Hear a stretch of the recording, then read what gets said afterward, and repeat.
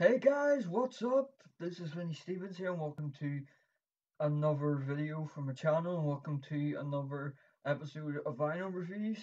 So I'm just going to get straight into it. Today we're going to be reviewing a band from the island I'm from, not the same country. It's a bit it's a bit messy. I'm not going to get all political about it, but today we're going to be reviewing Jailbreak by Lizzy. So, lovely me talking, and let's get into it.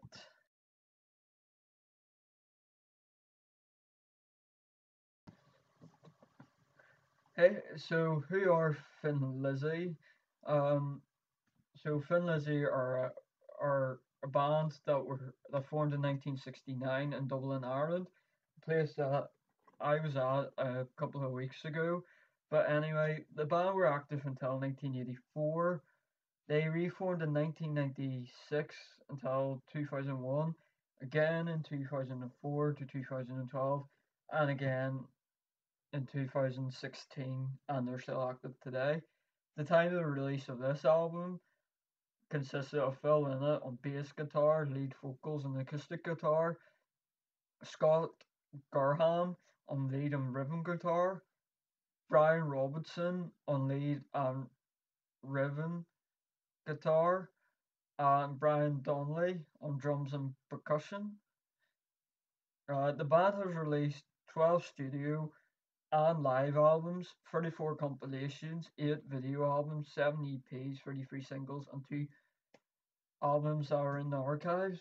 So, on to the background of this album.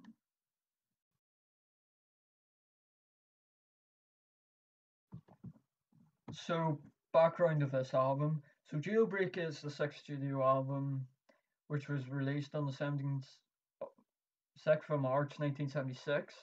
The album was recorded from December 1975 to February 1976 at Ramport Studios in London, England.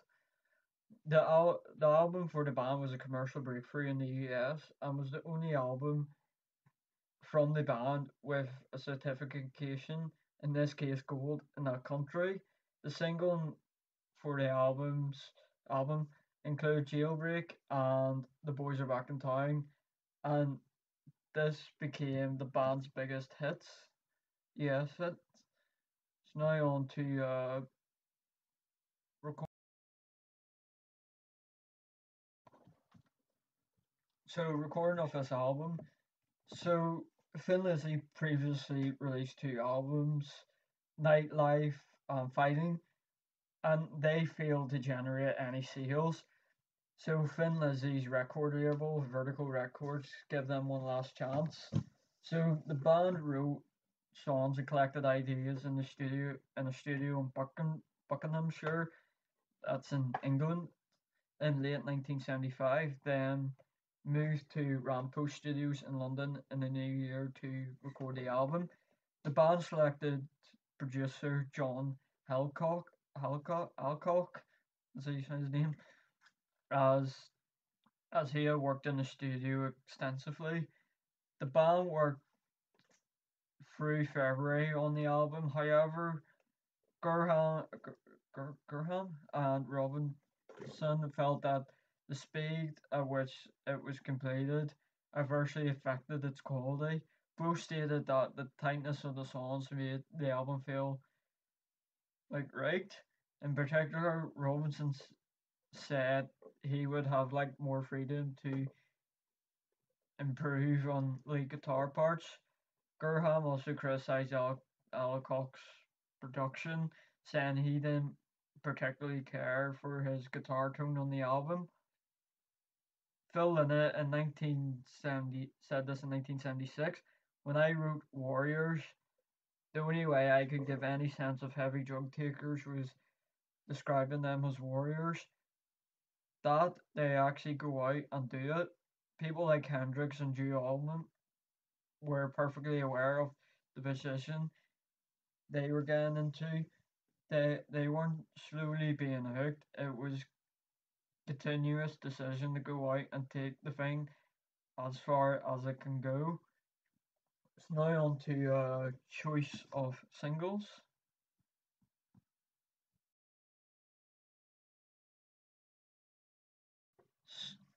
So choice of singles. So potentially the song "Running Back" was chosen to be a single ahead of "The Boys Are Back in Town," but it had been seen as possibly too aggressive for some radio stations to play. So frontman and songwriter Phil Lynott, of course, and producer John Alcock decided to employ session musicians to add like more commercial element to some of their tracks and try and produce a hit single.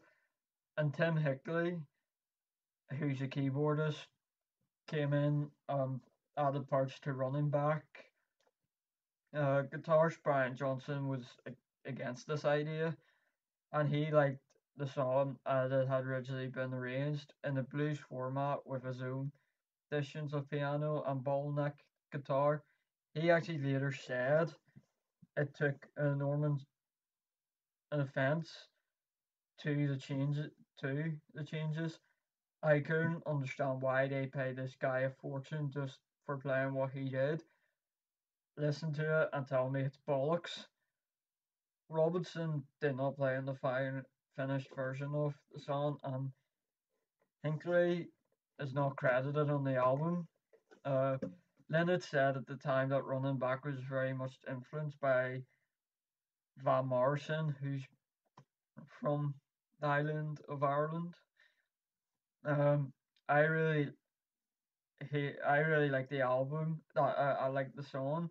Hickley later recalls Romeo and Scott were not king on it, but they were overruled. Even 25 years later, Robinson recorded his own version of the song on his 2011 album Diamonds and Dirt. Scott Gurham also had revealed that Romeo and the Lonely Girl was also brought up as an option for a single, but it was discarded as none of the band members actually were very excited about it. So now on to really Reputation. So Reputation, the reputation of this album on release, Robert Kreisky, whoever he is, likened the album's songs to Bruce Springsteen's Cast Off, with Lynnett's lyrical ideas as boring, Gurham's guitar lines as secondhand. Stuart Bailey of Classic Rock magazine revealed in 2011 Thin Lizzy reissued this album, referred to Kreisker's statement, writing that both Springsteen and Lynott were indebted to Van Morrison and his Celtic soul, and remarks how on Jailbreak Lennott's best attributes were coming on strong. Uh, and in res- retrospective assessment for all music, a guy called Stephen Thomas Erlin uh, described Jailbreak as a truly experimental album with a determined of riches that sultans, but there was such a kinetic energy to the album. It sounds immediate, no matter how many times it played, highlighting Lennott's song as a lovingly flawed, crammed with specifics and overflowing with life. He said that Gurhan and Robinson's guitar work is entwined dually guitar interplay that was one of the best dis- distinctive sounds of 70s rock. So I'm now going to move on to track listings.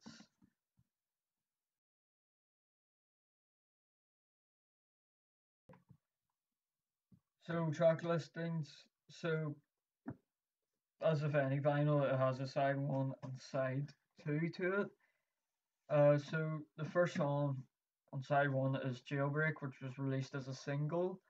Angels from the Coast, Running Back, Romeo and the Lonely Girl, Warriors, Side 2, had The Boys in Back in Town, uh, which was released as a single, Fight or Fall, Cowboy Song, which was released as a single, and Emerald.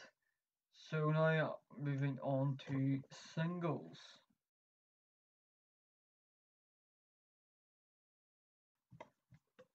So singles for the album, as you probably know, The Boys in Back in Town was released as a single. On the B side of that was Emerald.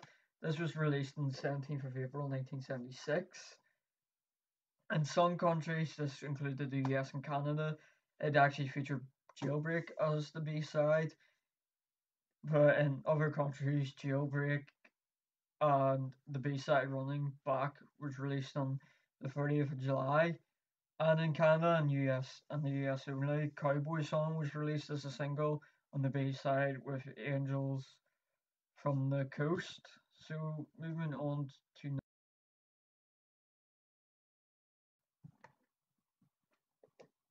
the cover of this album. So if I just get a wee light on underneath here, so you can see. So on the original vinyl release of this album, which it is, the back of the cover included a story, which is also actually reprinted inside some of the editions and of the new deluxe edition. But anyway, so this is a album cover. At the top, it's got Jailbreak, Thin Lizzy, kind of the other way round in black. It's got a silver background, which with this kind of like robot thing in black, holding a TV screen. And with this album, you can actually open it up. It actually has like a wee kind of gap in it, so it opens up to like the four members of Finley. Kind of, it's like a cartoon style, running away from kind of like alien spaceships blowing up a building, and they're trying to run away from the blast. And at the back, we've got in the box with a black background the four members of Thin Lizzy, their names and what instruments to play. Also, there's the two sides of the album of each song. Then at the bottom in silver background, it's got the story to like a short story to the album, and then on the left, it's just this special thanks recorded and mixed and produced by. That's pretty much it. So now on to the tour.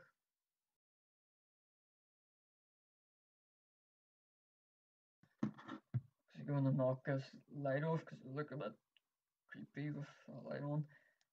Anyway, so the tour. Now there's not a lot of information I actually got about this, but while touring to promote this album in the US, Lennon was stricken with hepatitis, if that's how you say it. Finally, the tour management decided to cancel the remaining tour dates, allowing him to recapture. Yeah.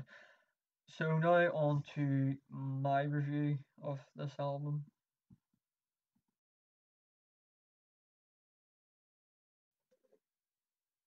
So my review of the album, I would give this album an 8 out of 10. Yes, this is a good album. It's got good songs, including The Boys in Black and Town and Jailbreak, probably one of my favourite Thin Lizzy songs. But like the Biffy Clyro vinyl review I did way back, they just sound so much better live. And in the next series of vinyl reviews, I will be reviewing a live album of Thin Lizzy.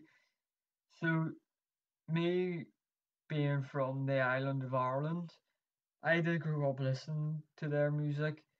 They're not as big as where I'm from. Like I got this album, its original album, from another vinyl store. Funny enough, around the corner from the vinyl store, I got Queen Sheer Heart Attack. So there is a bit of a story behind this, how I got this album. So the day I got this album, a new vinyl cafe opened, and the town I live in, there's tons of cafes, probably more in shops. So this was like a new thing. Unfortunately, it didn't last long. Last time I was in it was a night. It was a night mini gig night that happened in July. But anyway, so I came out of it. Was in the same shop in Alloway as the final shop I got sheer heart attack and many other vinyls from. It's called Coons.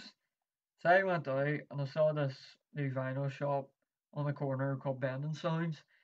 Went in, had a look about, went over to the pre-owned vinyls, had a look, pulled this vinyl out, and I decided to buy it.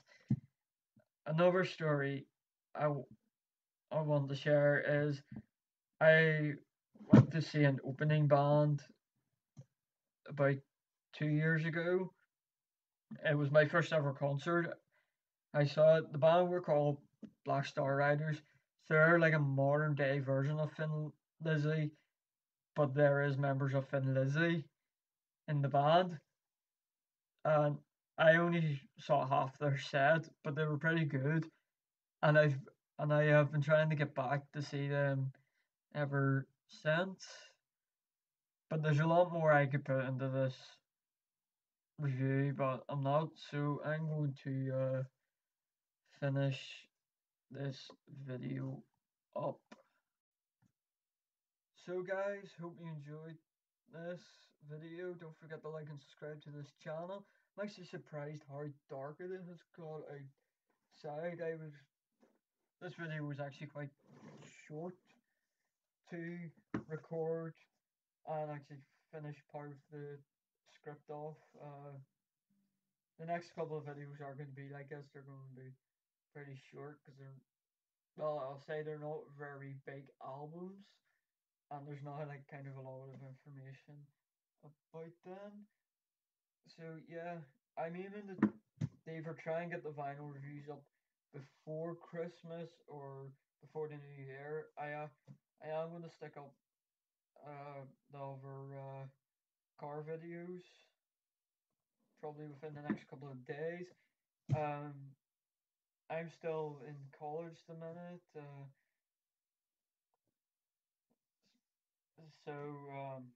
I'm not finishing till the end of this week. Fortunately, I don't have any work to do, so that's why I'm kind of making these videos in my free time. Um, so yeah. Also, another thing I was a bit forgot to say. Um, vinyl reviews in the next series will be out next year. I don't know when, but it'll be out next year. But I mean, I'll announce it in the next two videos because there's only two more videos of vinyl reviews, or I will announce it in announcement video maybe in the new year or around February time. I don't know. So yeah, again, hope you enjoyed this video. Don't forget to like and subscribe to this channel. And yeah, the next forgot nearly forgot. The next final review is a band that I like. Are from England. It's Whitesnake. Don't know what happened there. The camera just cut out. But anyway, I guess see ya.